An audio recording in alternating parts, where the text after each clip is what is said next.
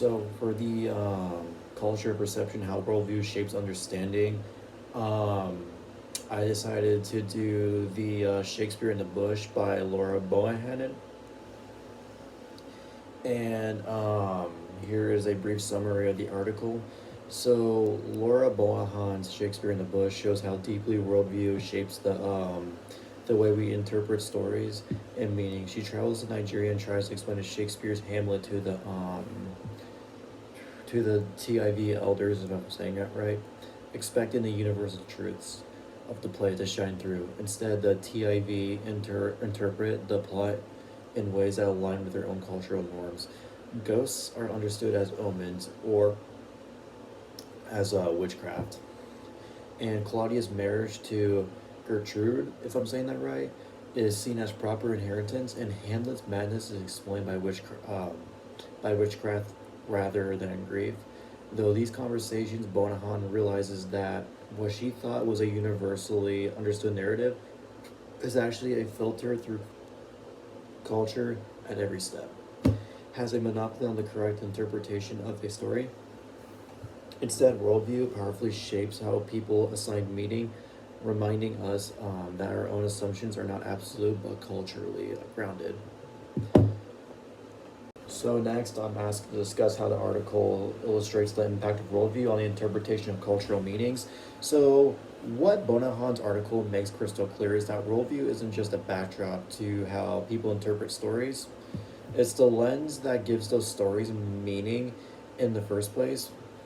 When she tells the TIV elders Hamlet they don't see ghosts as a restless spirit, the way Bonahan expects, instead, they filter through their worldview.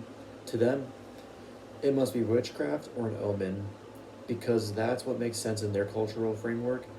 The same thing happens when Claudius marries Gertrude. Bonahan sees this as immoral, while the TIV see it as the right thing to do, a younger brother properly inheriting his elder brother's widow. Even Hamlet's madness doesn't translate. For them, it's evidence that he's been bewitched, not that he's wrestling with grief or a moral conflict. And all of these moments show that cultural meaning isn't fixed. It shifts depending on the values, traditions, and lived experiences of the people interpreting it. What seems obvious to one culture may carry a totally different meaning in another. Bohannon went in assuming Shakespeare was universal, but the TIV showed her that worldview defines how we understand morality, family, and even the supernatural. In other words, the story itself didn't change, but the way um, it was understood depended on entirely on who was doing the interpreting. That's the heart of the article. Worldview doesn't just influence cultural interpretation; it creates it. Okay, next, reflect on how the story challenges the notion that one's cultural values are normal or best. So, one clear ethnocentric bias in Bohannon's article is her assumption that Shakespeare Hamlet carried universal truths that anyone, anywhere would naturally understand, and in the same way she did. She went into the story believing her Western interpretation was the correct version, and that TIV, the TIV elders would simply follow along once she explained it. That's an ethnocentric mindset because it places her cultural framework above theirs, treating her way of understanding the play as standard. What actually happened, though, is that the TIV elders reinterpreted every major plot point through their own worldview. Instead of a ghost symbolizing a restless spirit, they saw witchcraft. Instead of condemning Claudia's marriage, they um, they praised it as the proper moral choice. For them, Hamlet wasn't a tragic hero driven by the inner conflict. He was a bewitched man whose behavior fit their understanding of how spiritual forces shape human life. Bohannon's initial frustration at these reinterpretations reveals just how much her own worldview shaped her perception. She wasn't just telling a story, she was just trying to prove that her culture's meaning of the story wasn't the only real one. By the end, she recognizes that her bias blinded her at first. The TIV weren't wrong, they were simply applying their own culture logic to the story. That moment of realization shows how Eurocentrism works. It sneaks in when we think our cultural lens is the natural or universal way of seeing the world. The article reminds us that what feels normal or self evident to us is actually just one cultural perspective among many.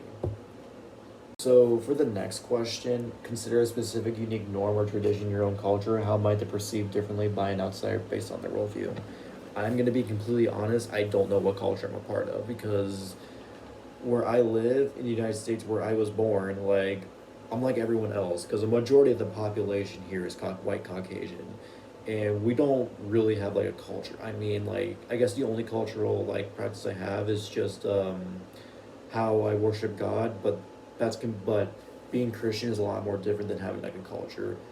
So to be honest, I can't really answer this question. I'm sure if I was like, for an example, in the Middle East, and they saw I was Christian, I would just be like looked at pretty differently, because in some countries there, like they want you strictly being Islamic, and as a Christian, if I was over there, I would just be looked upon like I'm different.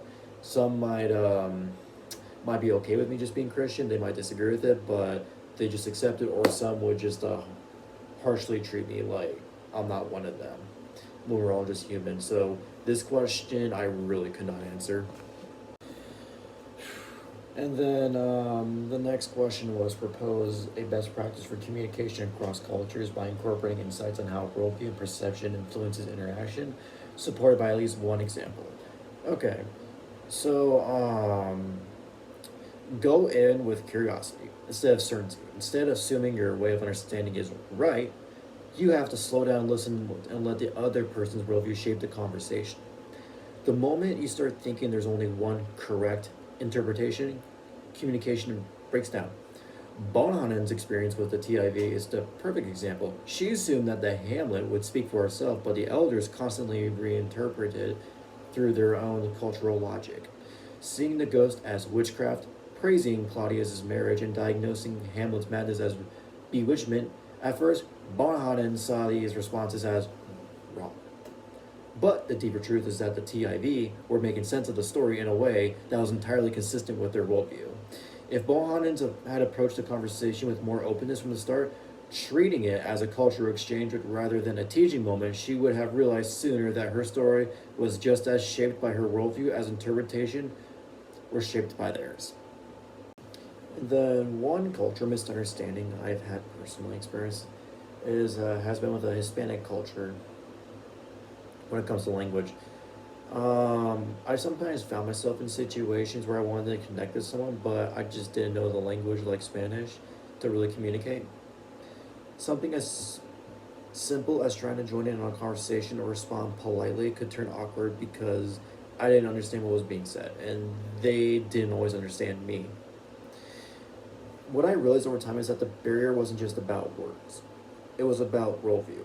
For them, speaking Spanish wasn't just language, it was identity, family connection, and cultural pride. For me, not knowing it made me feel like an outsider even though I wanted to show respect. This connects directly to Bohannon's experience with TIV elders, just like I assumed we could get by without fully knowing the language or context. Bohannon assumed that Shakespeare would translate across cultures without issues, but the TIV elders interpret Hamlet through their worldview just as my Hispanic friends viewed. Communication through theirs.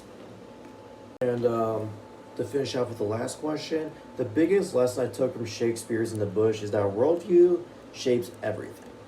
About how we understand and communicate, even when we think something is universal. Bohannon went in believing Shakespeare's message would speak for itself, but the TIV elders showed her the stories don't carry a single truth.